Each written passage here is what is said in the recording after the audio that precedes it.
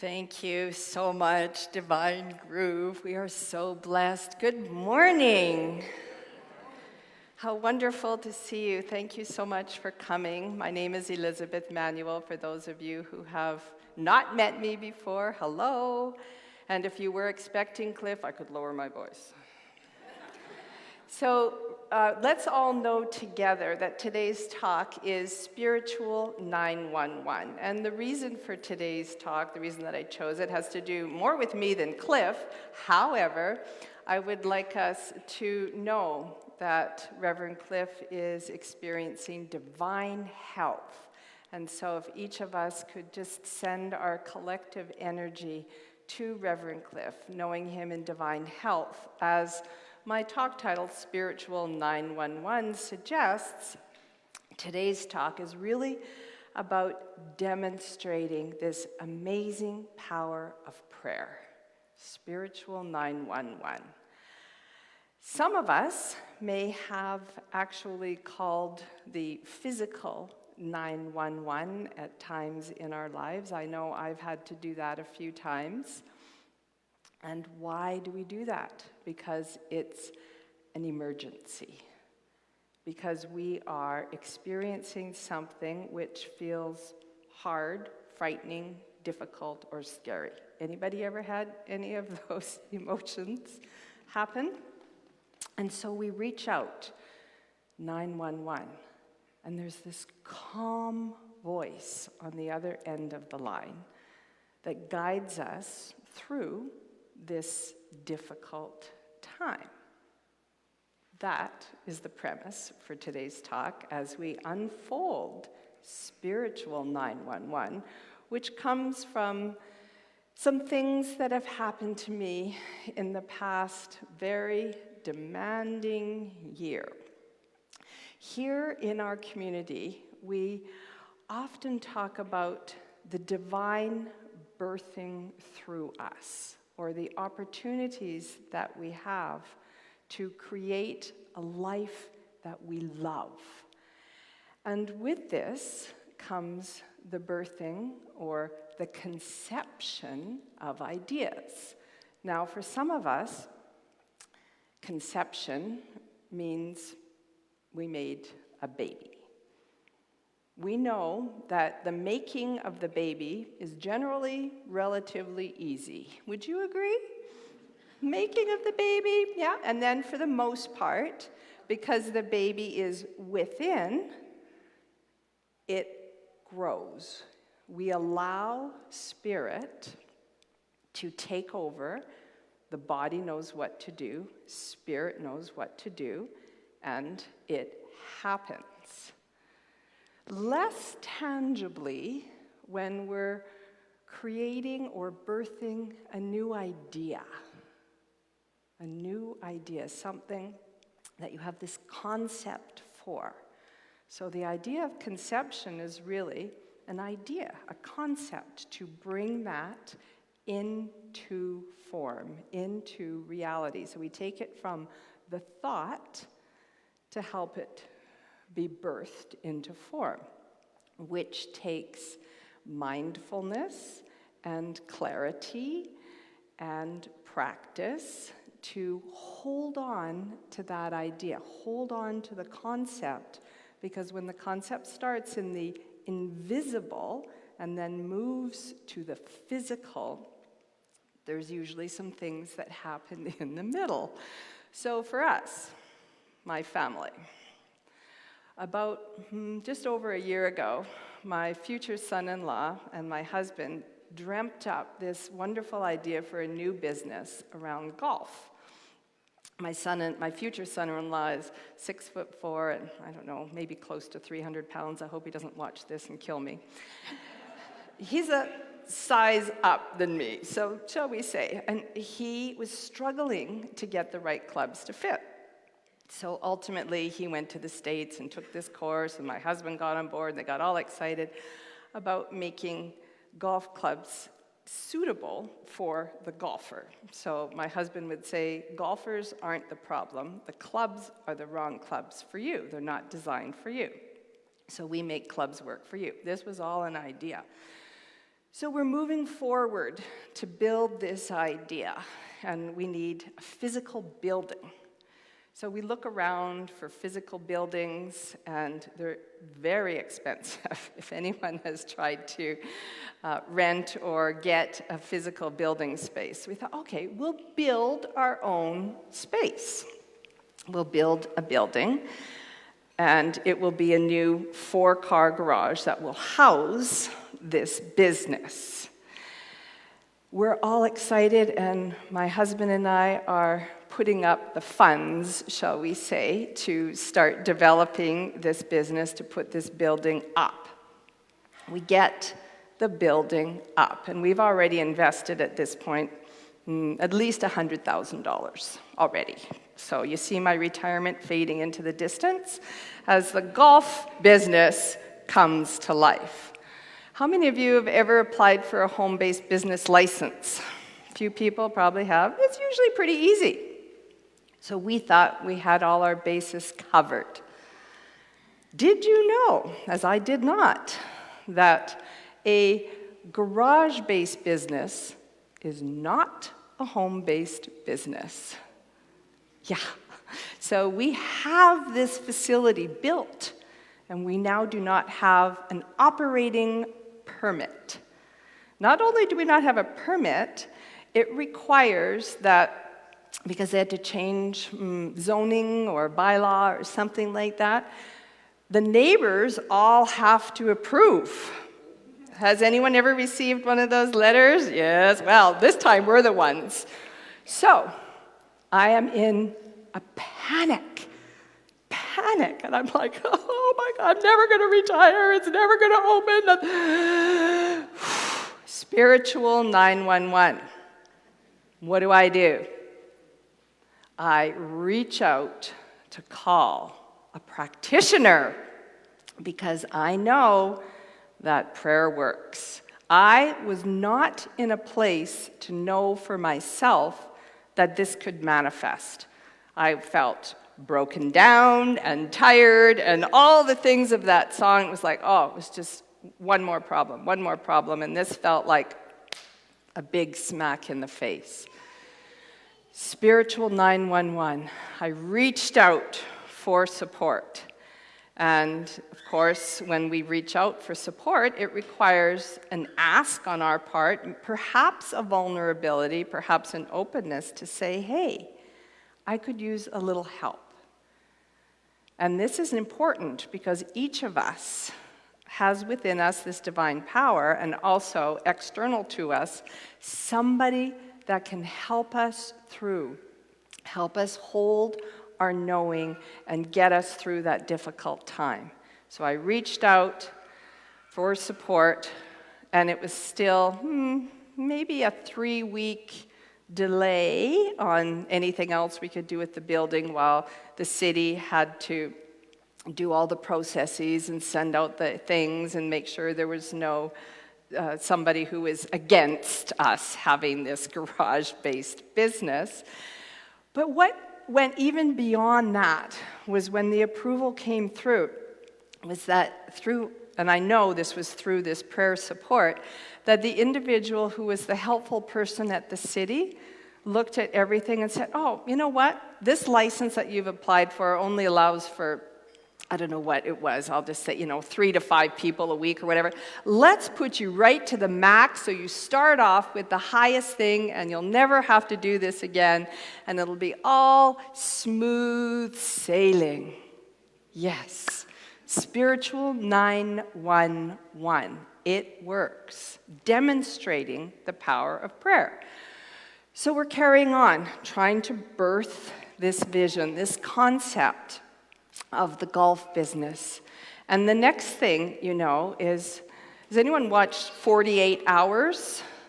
There's a movie, 48, those drama movies where you have 48 hours to do something. So we're carrying along, and then obstacle. The obstacle is somehow, and I think it either had to do with financing, I can't remember, there was a deadline anyway. Oh, and because this physical building garage is going to be a business, we had to get not an architect, but Structural engineer. Structural engineer had to assess the property and give us this stamp of approval. We had 48 hours to find and get a structural engineer to come and view the property and get the stamp and get it back to, I can't remember, it was the bank or somewhere needed this. Who are you going to call? Spiritual 911.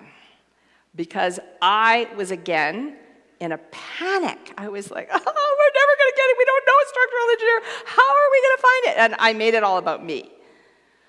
Spirit is all-knowing, all-encompassing, magnificent, and knows way more structural engineers than I could ever imagine. And so once again, putting out this call to get support, to know that we could get this structural engineer within this very short frame of time. I did not have to pull out any knives or guns, just in case you watched 48 hours.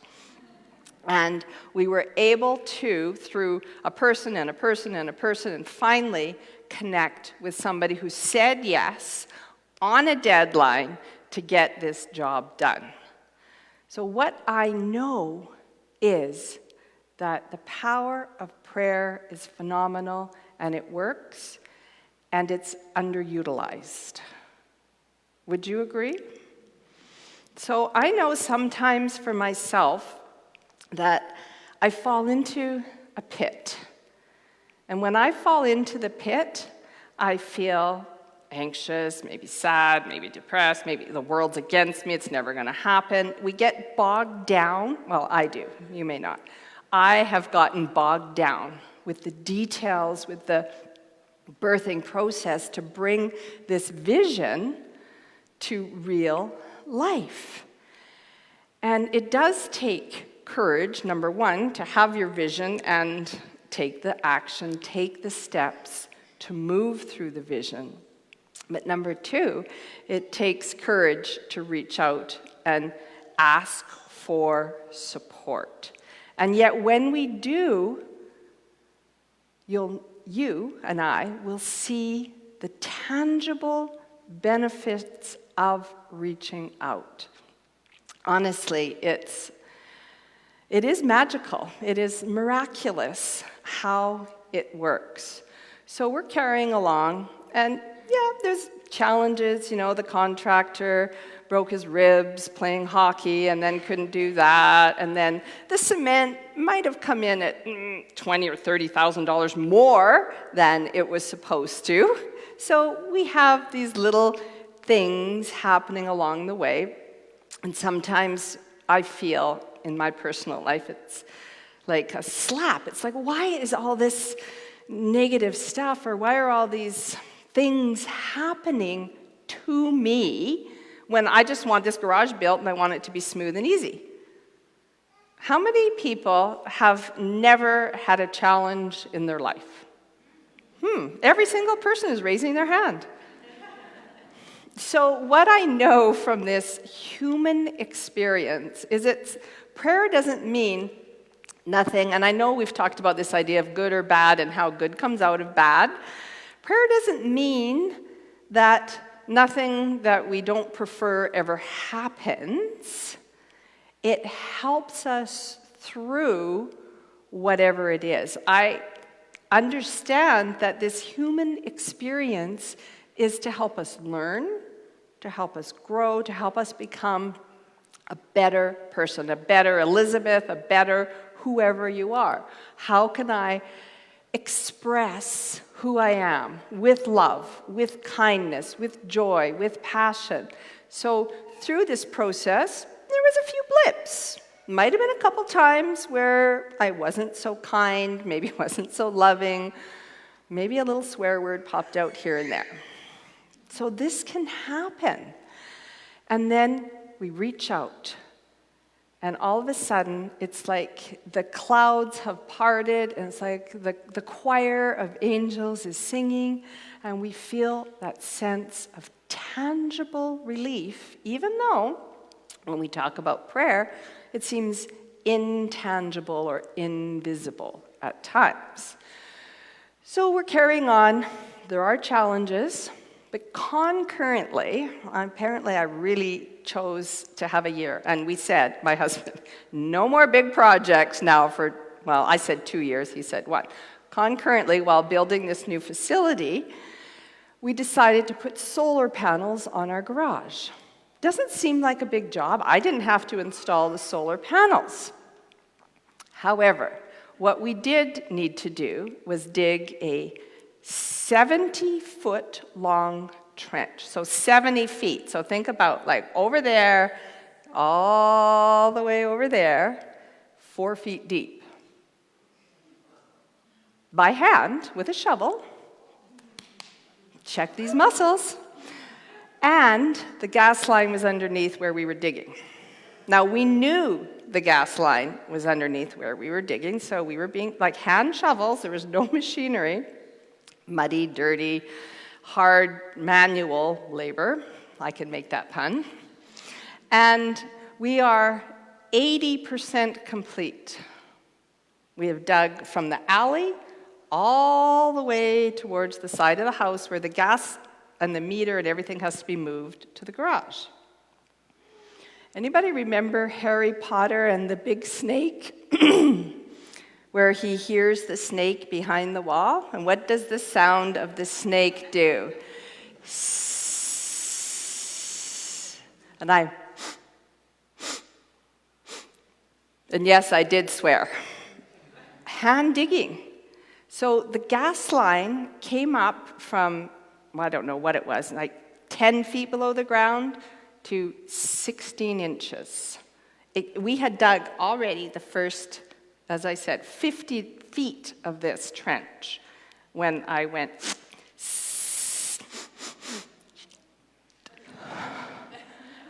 I had to call real 911 because now I have a problem. I have a leaking gas line. Well, when I called the real 911, and yes, she was very calm. I said, what happened? I hit the gas line. I did say, specifically, I was hand digging. She said, can you hear it? Yes. Can you smell it? Yes. Well, next thing I know, there's about 6 fire trucks in the neighborhood. It was a little much for what had happened, but anyway, better to be over than under, I guess, and they did evacuate the neighbors, and all this stuff was going on. And I'm like, OMG, like, why? So we get through this, I'll call it, that there was that book, Alexander and the Terrible, Horrible, No Good, Very Bad Day. That was my day. And so once again, after the physical 911 emergency had been done, I reached out again, spiritual 911, to again listen to that calm voice of the practitioner saying, everything is going to be okay. Right now, in fact, in this moment, everything is okay. Nobody died, nobody got blown up, that everything is still standing, projects are still moving along, just a little blip and a fine. I have to pay a fine for this to happen. So the purpose of this talk today is to remind us to reach out. When we twinge our back, who do we call?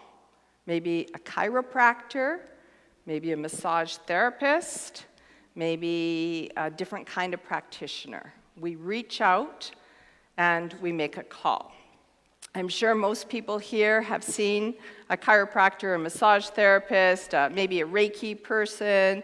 Who else is out there? There's other modalities. So what I really want us to remember is that, number one, it pays to pray. So I want you to think about that. So it pays off in our life in a very concrete world. It pays to pray. And number two, I want you to realize that living in fear stops us from pursuing our dreams, from reaching our goals, or we come to an obstacle and then we could be stopped. And then we don't allow our dream to birth. We don't allow it to unfold. And this is why it's so utterly important to reach out. And so the band has, offered to help me and help us all remember who are you going to call fear busters.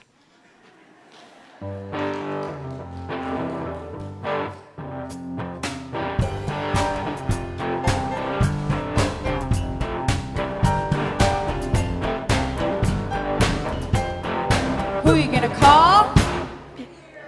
Oh, come on, you guys. Come on, get ready. They're quite ready. Who are you going to call?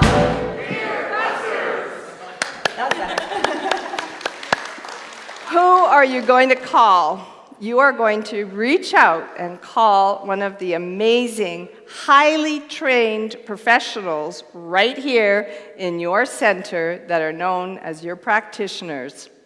Spiritual 911, because prayer works. Thank you so much.